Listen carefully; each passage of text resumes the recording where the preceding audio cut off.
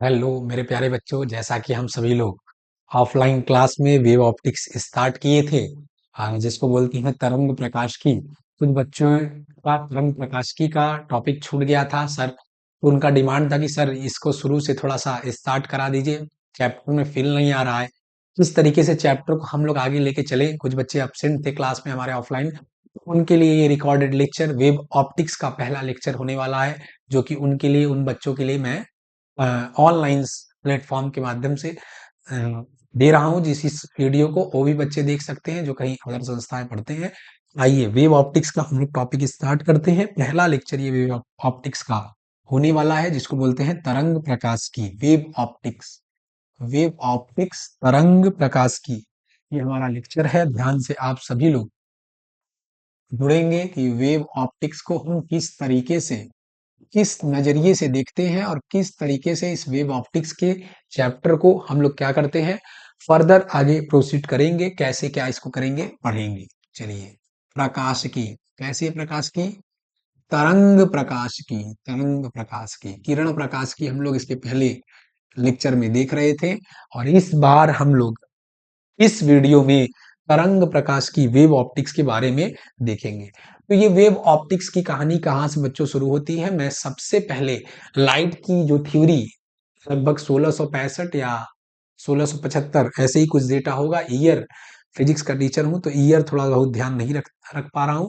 आप सभी लोग, वो ईयर आपसे पूछेगा भी नहीं, तो आप सभी लोग वेव ऑप्टिक्स के बारे में सबसे पहले, कुछ साइंटिस्ट थे पुराने, वो वेव ऑप्टिक्स पर अपनी क्या किए हैं, थ्योरी दिए हैं। सबसे पहले वो सारी थ्योरी को हम लोग एक एक करके वन बाय वन क्या करेंगे, सारी थ्योरी को पहले सबसे बच्चों देखेंगे। तो लाइट्स पे सबसे पहले थ्योरी न्यूटन सर ने क्या किया था, दिया था जिसका नाम था न्यूटन का कणिकावाद का सिद्धांत। न्यूटन का कणिकावाद का सिद्धांत, कणिकावाद का सिद्धांत।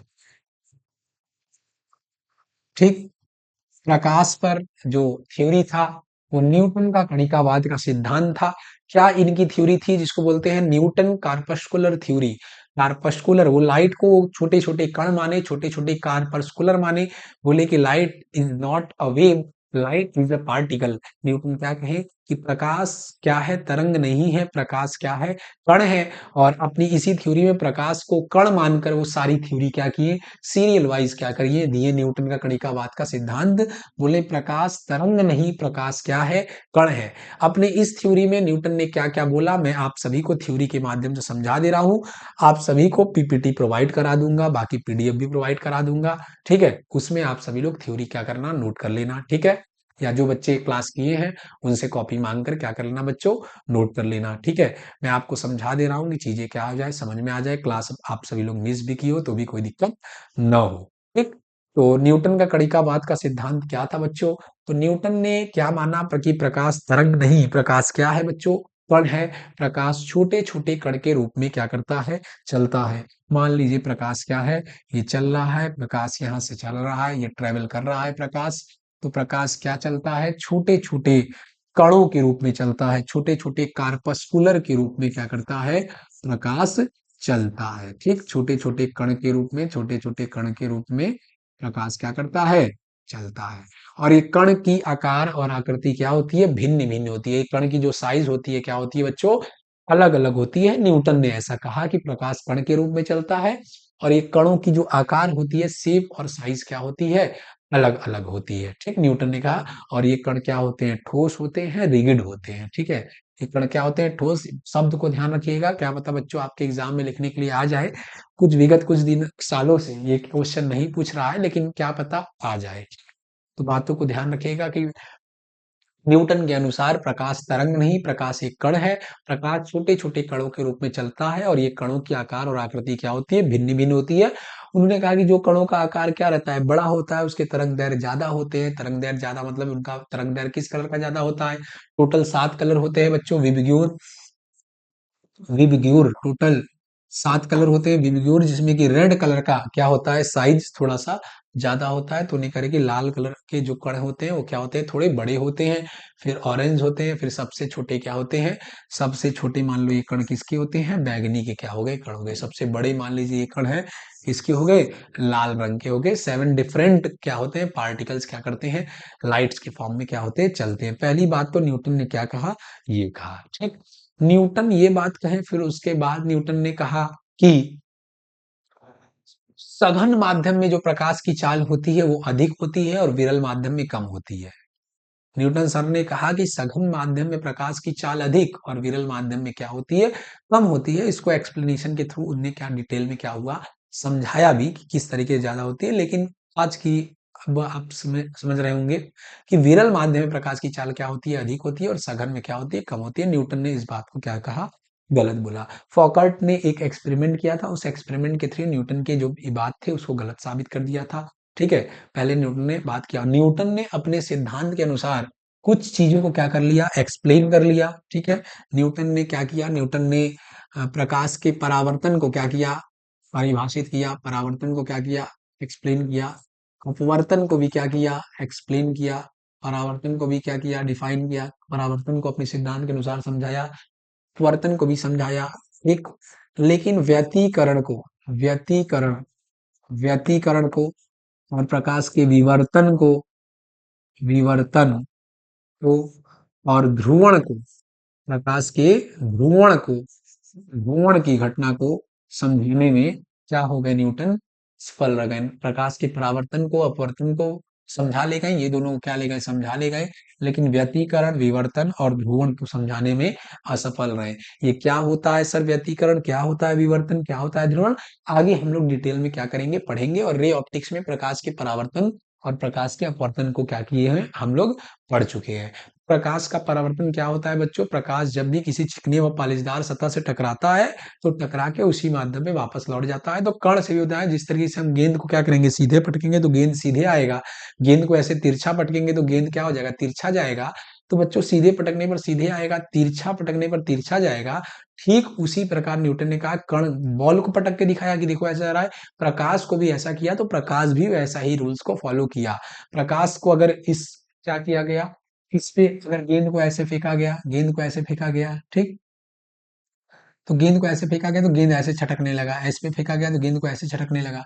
लेकिन ऐसे गेंद को फेंका गया, ठीक, तो ऐसे गेंद आया, ऐसे गेंद आया, ठीक। वो परावर्तन को उन्होंने क्या किया, इसी प्रकार से क्या कर दिया, सिद्ध करके भी दिखा दिया कि देखो भाई, गेंद एक कण है, वो भी ऐसे रूल को फॉलो कर रहा है, तो लाइट भी देख रहे हो टकरा के ऐसा ऐसा फॉलो हो रहा है। लोगों ने माना भी कि हाँ, न्यूटन सर ने क्या कहा है, बातों को सही कहा है। जिस तरीके से न्यूटन सर ने क्या है, चीजों को डिफाइन कर रहे हैं, वो चीजें क्या कर रही हैं, सही कर रहे हैं। परावर्तन को उन्होंने डिफाइन किया, अपवर्तन को भी डिफाइन किया, ठीक है। इसी तरीके से एक कण, मॉलिक्यूल्स कण पास पास रहते हैं तो क्या होता है, नॉर्मल की तरफ क्या होता है, बेंड हो जाता है। लेकिन एक बात को क्या किया, गलत किया कि सघन माध्यम में प्रकाश की चाल क्या होती है सर, सघन माध्यम में प्रकाश की चाल अधिक होती है और विरल माध्यम में कम होती है, जो कि ये बात को गलत पाए। दूसरी चीज व्यतीकरण, बच्चों व्यतीकरण क्या होता है, ध्यान समझिएगा। व्यतीकरण होता है दो लाइट सोर्स से अगर लाइट निकली है तो उनका मिलना, मिलन ही क्या कहलाता है, व्यतीकरण, इंटरफेरेंस। दो प्रकाश स्रोत से लाइट निकली और निकल के आके क्या हो गई, मिल गई। तो न्यूटन के अनुसार बोले कि न्यूटन के अनुसार अगर देखा जाए कि दो प्रकाश स्रोत से निकल रहे हैं तो कण के रूप में चल रहे हैं, तो सर कण सारे टकरा रहे हैं और कण टकरा के क्या हो रहे हैं, कहाँ गायब हो जा रहे हैं कण। इस चीजों को न्यूटन समझाने में क्या रहे, न्यूटन सर समझाने में क्या रहे, असफल रहे। विवर्तन भी सारी चीजों को समझेंगे, कण के रूप में चलता है तो थोड़ा सा हम लोग अगर दरवाजा ओपन करते हैं तो पूरे रूम में कैसे प्रकाश आ जाता है। प्रकाश सीधी रेखा में चलता है, न्यूटन ने यह भी कहा कि प्रकाश सीधी रेखा में चलता है, प्रकाश कण के रूप में चलता है। अरे भाई, सीधी रेखा में चलता है तो सिर्फ उतने ही सिरे में क्या करना चाहिए था, प्रकाश करने चाहिए था। लेकिन थोड़ा सा हम लोग अगर दरवाजा ओपन करते हैं तो पूरे क्या है, रूम में लाइट हो जाती है। थोड़ी सी लाइट अगर हम लोग जला रहे हैं तो क्या है कि वो फैल जाता है। तो ये फैल जा रहा है किस तरीके से, प्रकाश सीधी रेखा में चलती है तो फैल किस तरीके से जा रहा है, प्रकाश के किसी कॉर्नर से टकराकर लाइट का फैल जाना की घटना विवर्तन कहलाती है। हम लोग आगे डिटेल में पढ़ेंगे कि विवर्तन क्या होता है। कॉर्नर से लाइट क्या होती है, bending of light through the corner, corner से जो लाइट बेंड होती है, फैल होती है, किसी भी कोने से किसी भी किनारे से लाइट का फैलना क्या कहलाता है, विवर्तन कहलाता है। और इंटरफेरेंस क्या कहलाता है, व्यतिकरण क्या कहलाता है। व्यतिकरण कहलाता है कि प्रकाश, दो प्रकाश स्रोत का मिलना, दो प्रकाश स्रोत तरंग के रूप में रहते हैं तो मिल जाते हैं, तो दो प्रकार के व्यतिकरण होते हैं, समपोषी व्यतिकरण, विनाशी व्यतिकरण। आगे हम लोग डिटेल में इसको क्या पढ़ेंगे। ध्रुवण भी इसी तरीके से, ध्रुवण की भी घटना को क्या करें, समझाने में असफल रह गए। ये तीनों घटना को क्या किए, समझा नहीं पाए। कौन, न्यूटन सर, ये तीनों घटना को समझा नहीं पाए और ये दोनों घटना को समझा दिए। फिर इसके बाद क्या हुआ, इसके बाद उनकी थ्योरी के बाद बहुत से साइंटिस्टों ने क्या किया, एक्सपेरिमेंट किया। फौकल्ट ने पहल का एक एक्सपेरिमेंट हुआ, उसमें ये बताया गया कि भाई जो लाइट होता है वो सघन माध्यम में उसकी चाल कम होती है और विरल माध्यम में क्या होती है, अधिक होती है, क्योंकि सघन माध्यम का अपवर्तनांक ज्यादा होता है, सारी चीजें ऑप्टिकल डेंस होता है, सारी चीजें क्या की है फौकल्ट ने बताया। तो धीरे धीरे उसके बाद हाइगेंस आए, जो कि हमको सबसे इंपॉर्टेंट क्या पढ़ना है इस चैप्टर में बच्चों, हाइगेंस की सिद्धांत, हाइगेंस का सिद्धांत। हाइगेंस का क्या सिद्धांत है, हाइगेंस का सिद्धांत, हाइगेंस का सिद्धांत। हाइगेंस ने अपने सिद्धांत में क्या चीजों को बताया कि हाइगेंस का सिद्धांत कैसा है, हाइगेंस क्या बताएं कि उसमें क्या है। तो हाइगेंस बोले कि प्रकाश तरंग के रूप में चलता है। प्रकाश किसके रूप में चलता है, तरंग के रूप में चलता है। हाइगेंस ने कहा कि प्रकाश कण के रूप में नहीं, प्रकाश किसके रूप में चलता है बच्चों, तरंग के रूप में चलता है। तो तरंग के रूप में चलता है तो तरंग के संचरण हेतु माध्यम की आवश्यकता पड़ती है। कि तरंग के संचरण हेतु माध्यम की आवश्यकता पड़ती है भाई, सभी लोग जानता है। तो सूर्य से पृथ्वी की तरफ, पृथ्वी पर अगर प्रकाश आ रही है तो कौन से माध्यम में ट्रेवल करिए, क्या है, तो इधर जो हाइगेंस थे वो एक सर्वव्यापी माध्यम, एक सर्वव्यापी माध्यम, एक सर्वव्यापी माध्यम की कल्पना किए, सर्वव्यापी माध्यम ईथर की कल्पना किए। कहीं कि ब्रह्मांड में ईथर फैला हुआ है, पूरे क्या है, पूरे माध्यम में, सर्वव्यापी माध्यम में ईथर फैला हुआ है और उसी में क्या करता है, तरंग के रूप में प्रकाश क्या करता है, संचरित करता है। प्रकाश के संचरण हेतु हम भी बात, हाइगेंस क्या कहे, मैं भी आपकी बातों को स्वीकार करता हूं कि हाँ सर, प्रकाश क्या है, तरंगों के रूप में चलता है और तरंग के संचरण हेतु माध्यम की आवश्यकता पड़ती है और सर्वव्यापी माध्यम ईथर की कल्पना की। उन्होंने कहा कि ईथर को न देखा जा सकता है, न छुआ जा सकता है। ईथर को ना हम देख सकते हैं और ना क्या कर सकते हैं, छू सकते हैं। और हमारे ब्रह्मांड में ईथर है और उसी में प्रकाश क्या करती है, संचरित करती है, चलती है।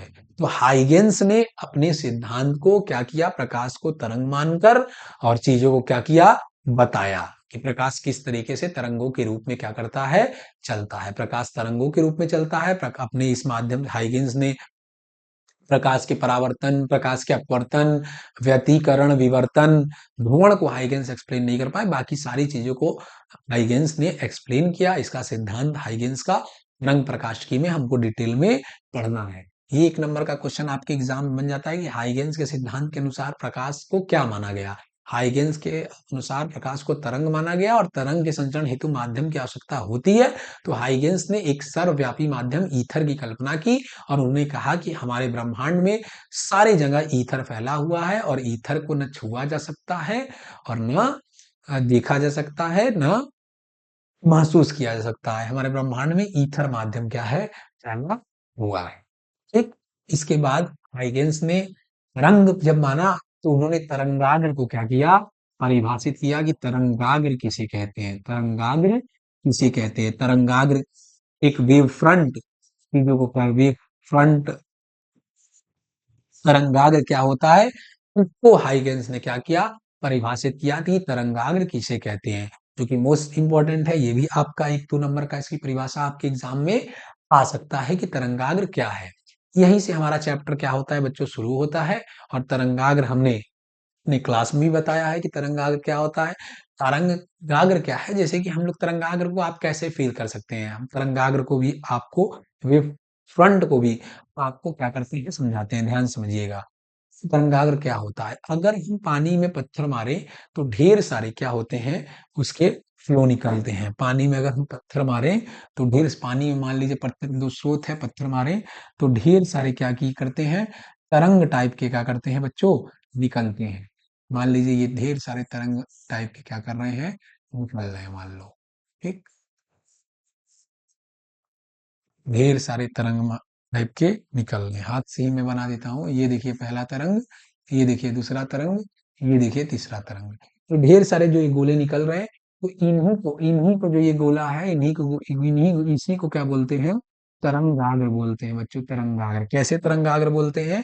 इसमें जो इसके उपस्थित जो सभी कण हैं, मान लीजिए ये कण है, ये कण है, ये कण है, ये कण है, तो सभी जो कण है बच्चों, वो समान कला में, सभी कण जो है वो समान कला में क्या कर रहे हैं, समान कला में क्या कर रहे हैं, अप डाउन कर रहे हैं। मान लीजिए जब कोई बड़ी नाव वो पानी में जाती है तो देखते हैं लहर ऊपर नीचे करता है। तो अगर समान कला में क्या है, एक काल्पनिक पृष्ठ की अगर हम कल्पना करें, जिसमें इस पे इस उपस्थित एक माध्यम में एक ऐसे पृष्ठ की, इसका परिभाषा कैसे परिभाषित करेंगे बच्चों, कि किसी माध्यम में एक ऐसे पृष्ठ की कल्पना करें, जिस पृष्ठ पर एक ऐसे पृष्ठ की कल्पना करें जिस पृष्ठ पर उपस्थित सभी कण समान कला में कंपन कर रहे हो, तो उस पृष्ठ को क्या करते हैं, तरंगाग्र कहते हैं। तो इस पर उपस्थित जो भी कण हैं वो समान कला में कंपन कर रहे हैं, मतलब समान कला में। इसको अगर हम ऐसे फील करें 3D में, ऐसे फील करें तो बच्चों, तो जो रेड रेड रेड वाला डॉट है उस समान कला में up down up down up down up down,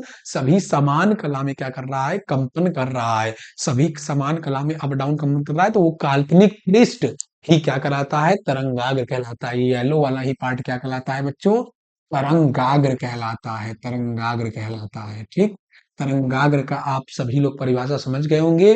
किसी माध्यम में, किसी माध्यम में, किसी भी माध्यम में खींचा गया वह काल्पनिक पृष्ठ जिस पर उपस्थित सभी कण समान कला में कंपन कर रहे हो, तो उस पृष्ठ को क्या करते हैं, तरंगाग्र करते हैं। Wave front is a locus of E, that locus of a point in that medium which uh, which the all the particles are vibrating in a same phase. Same phase में क्या करते हैं बच्चों, वाइब्रेट करते हैं सभी particle, उसको क्या बोलते हैं, वेव फ्रंट बोलते हैं। आप सभी लोग परिभाषा को समझ गए होंगे।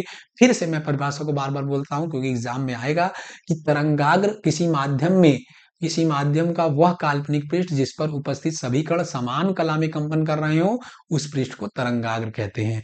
तरंगाग्र के प्रकार भी बच्चों हम लोग सभी लोग देखेंगे कि तरंगाग्र कितने प्रकार के होते हैं। तरंगाग्र बच्चों 3 प्रकार के होते हैं, गोलीय तरंगाग्र, बेलनाकार तरंगाग्र और समतल तरंगाग्र। गोलीय तरंगाग्र, बेलनाकार तरंगाग्र और समतल तरंगाग्र। इसके इसकी परिभाषा और ये क्या होता है, इसका डिटेल में नेक्स्ट वीडियो में ऐप पर अपलोड करूंगा। आप सभी लोग उस पे क्या करिएगा बच्चों, विजिट करिएगा। ठीक है, ऑल दी वेरी बेस्ट, पढ़ते रहिए, मचाते रहिए। अगर ये वीडियो आपको सभी लोग को अच्छा लगा तो अपने दोस्तों मित्रों सभी को क्या करिएगा, शेयर करिएगा। ठीक है, जय हिंद।